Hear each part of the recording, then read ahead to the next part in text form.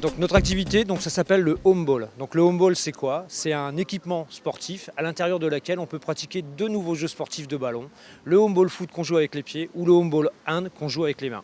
L'intérêt suprême de l'équipement, c'est avant tout que le ballon reste toujours à l'intérieur.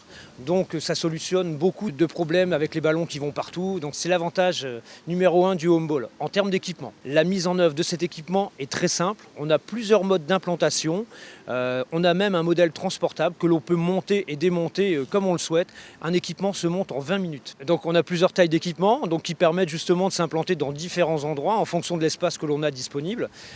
Première taille, le petit modèle qui fait 4,50 m par 4,50 m. On a un autre modèle qui fait 6,50 m par 6,50 m au sol et un autre 8,50 m par 8,50 m.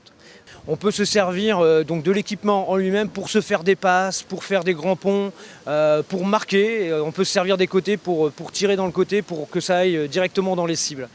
Non, on a établi justement des règles. Et justement, donc le home ball est en train de devenir des sports. Si vous voulez, il y a deux sports, le home ball foot et le home ball hand. Il y a même des championnats de France qui vont avoir lieu bientôt le 22 octobre.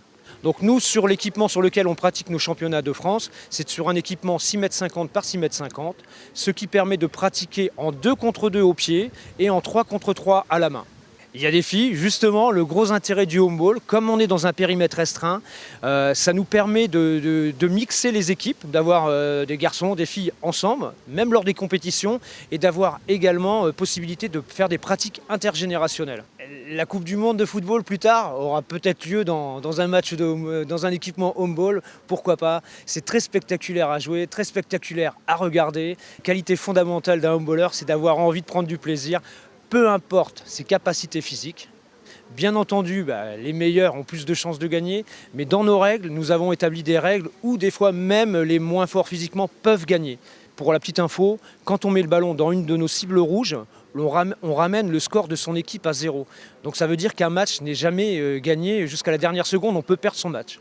Mais nous avons eu de la demande par quelques campings qui nous ont dit « votre équipement nous intéresse parce que le ballon il va être canalisé à l'intérieur, ça ne va pas gêner les boulistes qui sont en train de jouer au boule à côté.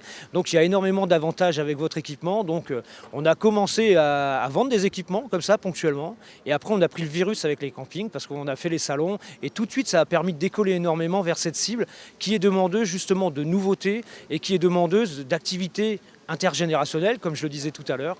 Donc voilà, je pense que le home ball est vraiment un produit adapté à la clientèle hôtellerie de plein air.